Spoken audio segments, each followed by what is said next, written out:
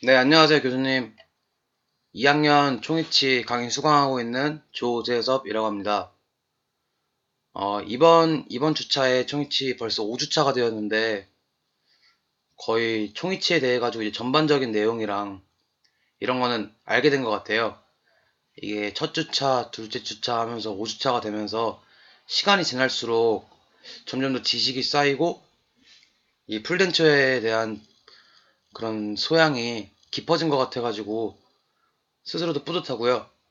또한 교수님의 그 강의법이나 뭐 여러 도움을 주시는 격언들, 또 용기를 내게 해주시는 그런 말씀 해주실 때마다 되게 저는 항상 감명 깊게 생각을 하고 있어요. 그런 걸 또 교수님하고 제가 돌려드리고 표현을 또 해드려야 되는데, 그러지 못했던 점 죄송하게 생각하고요. 요즘 되게 날씨도 좋고 해가지고 마음이 싱숭생숭한데 마음 다잡고 열심히 해보도록 하겠습니다. 어제 또 교수님 조선대학교 강의 다녀오셨잖아요. 그런 거 보면서 되게, 이렇게 외부에서 많이 찾고 필요로 하는 그런 사람이 돼야 꼭 내부적으로 할 일만 하면서 그 안에서만 녹아든 사람이 아닌 외부적으로도 나를 알릴 수 있는 그런 기회를 많이 만들어가지고, 그런 유명한 사람, 또 꼭 필요한 사람, 누군가가 항상 찾는 사람, 이 분야에서 내가 최고가 되겠다라는 마음으로 열심히 하겠습니다.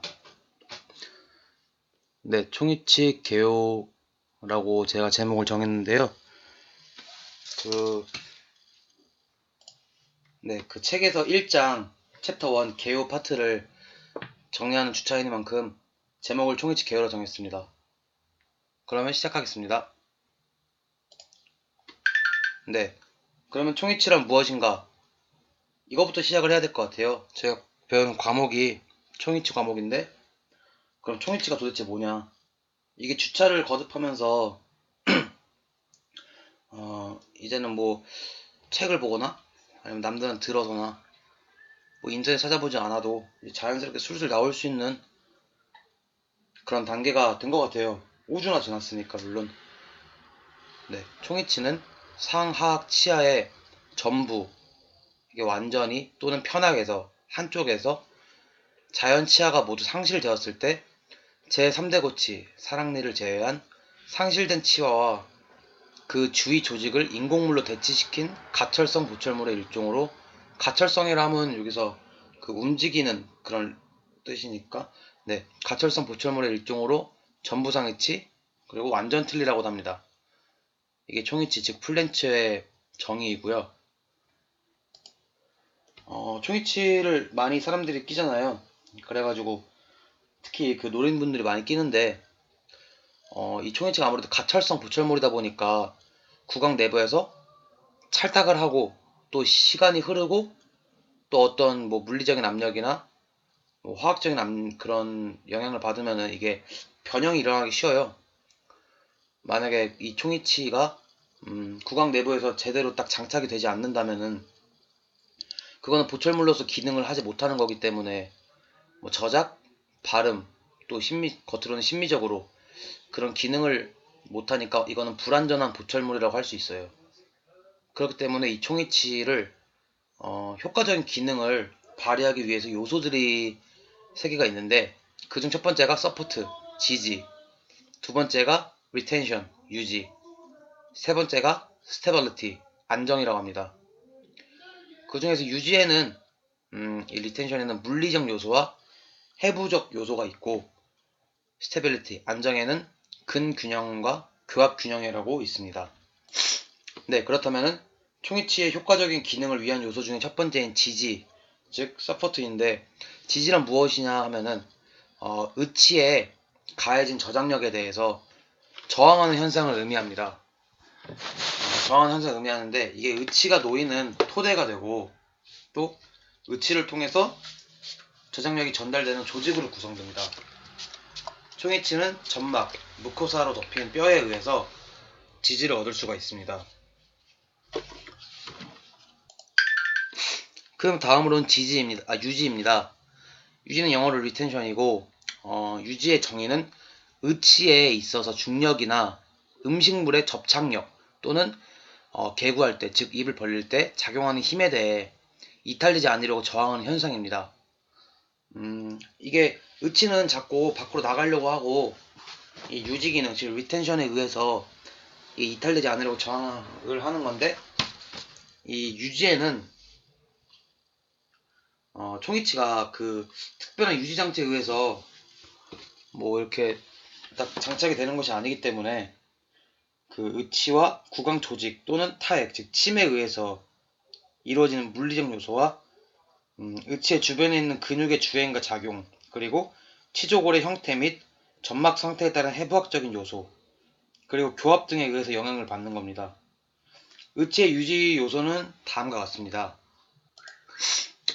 물리적 요소가 많은데, 첫 번째 응착력, 접착력, 두 번째 응집력, 세 번째 표면 장력, 네 번째 모세관 인력, 다섯 번째 기계적 유지, 그리고 여섯 번째 의치상 변연 봉쇄와 대기압, 일곱 번째로 근압 유지가 있습니다. 이게 유지이다 보니까 물리적으로 무슨 력 이러는데, 이게 다 힘을 뜻하는 건데, 그 중에서 응착력이 무엇이냐면은, 응착력은 다른 분자끼리 끌어당기는 물리적인 힘입니다. 이러면 타액과 의치상 또는 타액과 그 의치상 사이에 있는 점막 사이에서 나타납니다. 이게 서로 끌어당기니까 그 의치와 구강 내부가 딱 점착이 될 수 있는 겁니다. 이 응착력을 효과적으로 얻기 위해서는 접촉면 간의 간격이 작거나 균등하게 접착할 경우, 그리고 접촉 면적이 넓을 경우 피개 기간이 길수록 응착력이 커집니다. 두 번째로는 응집력인데, 이건 응착력과 비슷한데, 응집력은 무엇이냐면은 같은 분자끼리 끌어 잡아당기는 물리적인 힘으로, 여기서 비교할 점이 응착력은 다른 분자끼리고 응집력은 같은 분자끼리입니다. 힘으로 의치상과 점막 사이에 개재된 타액층에서 나타납니다. 이 타액의 표면 장력이 크거나 타액의 점성이 높고 타액층이 얇을 경우에 응집력은 커집니다. 세 번째로 표면 장력입니다. 표면 장력이란 액체의 표면에는 될 수 있는 한 표면적을 작게 하려는 힘이 작용을 하는데, 이게 의치상과 구강 조직 사이에 얇고 균일한 타액이 개재되면은 서로 떨어지지 않으려는 힘이 작용을 합니다. 네 번째, 모세관 인력입니다. 이 액체 속에 모세관을 넣었을 때 모세관 내의 액면이 외부의 표면보다 높거나 낮아지는 현상으로 고체에 접근한 액체면에 분자를 고체가 끄는 힘을 말합니다. 의치상과 점막 사이에 타액이 개재되어서 모세관 인력으로 작용을 하는 것입니다. 다섯 번째, 기계적 유지입니다. 이 치조제의 첨화, 즉 언더컷 부분, 즉 함몰 부위를 적절히 이용하면은 부가적인 유지를 얻을 수 있습니다. 언더컷이랑 그 치조제랑 이렇게 부가적인 유지가 있으니까, 언더컷이 있으면 아무래도 착탈이 쉽지가 않고 잘 빠지지 않기 때문에 이 기계적 유지가 이렇게 쓰여지는 것입니다. 특히 하악의 경우에 그 후악설 골근 변연부를 후악설 골근구에 적절히 위치시키면 부가적인 유지를 얻을 수가 있습니다. 여섯 번째, 의치상 변연봉쇄와 대기압입니다. 의치상이 구강 조직에 밀착되면은 공기가 빠져나가서 대기압과의 압력 차이에 음압이 작용하여서 흡착에 의한 의치의 유지를 얻게 됩니다. 대기압에 의한 유지력은 의치상이 넓고 진공도가 높으면 좋습니다. 진공도를 높이려면은 의치상의 변연을 봉쇄하는 것이 매우 중요하고, 특히 상악 의치상의 경우에는 후방의 후변 폐쇄를 시행하여야 합니다. 일곱 번째, 근압 유지입니다. 총이치는 이와 관련된 이 근압 유지는 사진을 보면서 하는 게 좋을 것 같습니다. 네, 여기 사진이 나와 있는데, 총이치는 이와 관련된 주위 조직의 근압력, 즉 뺨과 입술이 구강을 향해 안쪽으로 미는 힘과 혀가 밖으로 미는 힘의 영향을 받습니다. 의치상의 유지를 위해서는 적절한 근압을 받을 수 있도록 의치의 연마면을 그 주위 조직과 조화롭게 형성하고, 적당한 주연의 길이와 형태를 설정하는 것이 필요합니다. 또한 인공치 배열 시에는 순협측의 입술의 뺨과 설측 혀관의 근압의 교형을 이루고 있는 중립대의 인공치를 배열해야 합니다. 네, 여기까지가 물리적 요소였고요. 다음으로는 해부학적 요소입니다. 해부학적 요소는 유지에 관여하는 근육, 이탈에 관여하는 근육, 치조제의 형태와 점막 성상에 이렇게 세 가지의 요소가 있습니다. 첫 번째로 유지에 관여하는 근육이란 무엇이냐면은 협근, 구륜근 및 설근이 의치의 유지에 관여하는 근육입니다. 협근은 수축 시 의치 연마면을 압박하여 의치의 유지 안정에 도움을 주고 혀의 미는 힘에도 안정이 되도록 합니다. 구륜근은 혀가 밖으로 미는 힘에 대해 균형을 맞추고 설근은 뺨과 구순이 안으로 미는 힘에 대해 균형압을 유지하게끔 합니다. 두 번째로 이탈에 관여하는 근육입니다.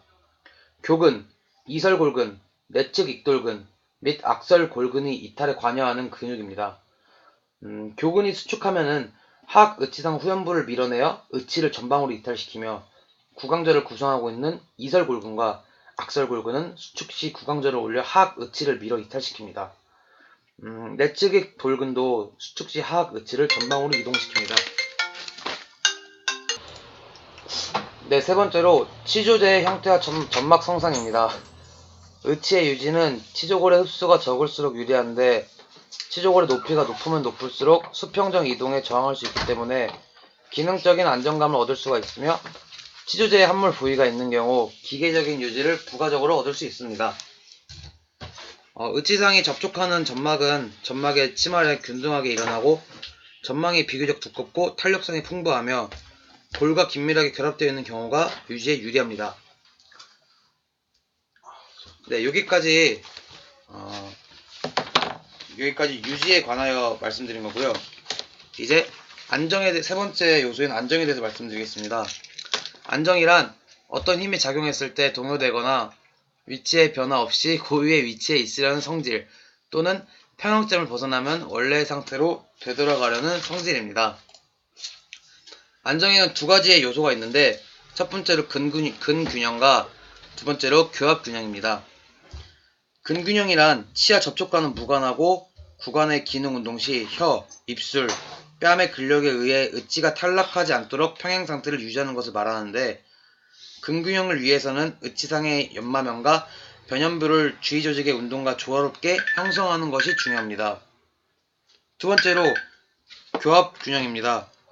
교합균형은 앞골의 기능 운동 시에 의치가 탈락하지 않도록 상, 하악 치아의 교합 접촉이 균형을 이루는 것을 말합니다. 교합균형을 위해서는 치조정 간선의 법칙에 맞게 인공치아의 위치를 설정하고 하악의 어떤 위치에도 교합해도 균등한 접촉관계가 얻어질수록 양측성 균형교합을 이루고 있어야 합니다. 하지만 양측성 균형교합을 이루고 있어도 일대 음식물이 상하악 인공치 사이에 개재되면 음식물이 없는 반대측은 이게 됩니다. 따라서 양측성 균형교합으로 안정이 확보될 수 있는 것은 상하악 치아 사이에 아무것도 개재되지 않을 때뿐이고 가장 중요한 저작운동 시에는 의치의 균형을 이룰 수 없다는 말이 됩니다. 하지만 양측성 균형교합을 이루는 경우 이갈이, 이약물기 등의 이상기능시나 저작 과정 중 음식물이 작게 분쇄되었을 때는 확실히 의치의 전복력이 억제됩니다. 따라서 양측성 균형교합이 의치 안정성을 얻는데 전혀 의미가 없다고는 할 수 없지만 단지 저작 기능을 수행하는 동안에는 작업 측의 음식물 개재로 균형 측은 상, 하 치열이 이게 되어 있으므로 작업 측을 축으로 한 의치의 전복력이 발생하는 것은 피할 수 없습니다. 이와 같이 발생한 전복력을 저지하기 위해서는 역학적인 안정성을 고려하여 치조정관선 법칙에 따라 인공치아의 배열 위치를 정해서 교합 관계의 균형을 도모하는 것이 중요합니다. 네, 제가 그림 3개를 올려놨는데 첫 번째로 측방교합이고 두 번째로 전방교합, 세 번째로 그 균형 측, 작업 측 사진입니다. 네, 여기 이렇게 올려놨습니다. 네, 교수님 이렇게 제 1장 총이치 개요에 대해서 5주차 그 이미지를 활용해가지고 소개하는 것이 끝났는데, 이번 주차는 그래도 저번 뭐 첫째 주차부터 시작했는데 그때보다는 훨씬 나아진 것 같아가지고 제 스스로도 기분이 좋고, 뭐 이게 녹음을 할 때 주변에 좀 어수선한 점이 조금 있었는데 그 점 죄송하게 생각합니다. 다음번에도 계속 앞으로 이렇게 주차별마다 이렇게 녹음을 할 건데, 그때도 열심히 해가지고 교수님 마음에 쏙 들 수 있는, 또 제 스스로 공부를 해가지고 머리에 쏙 박힐 수 있는 그런 내용을 만들어 보도록 하겠습니다. 감사합니다, 교수님.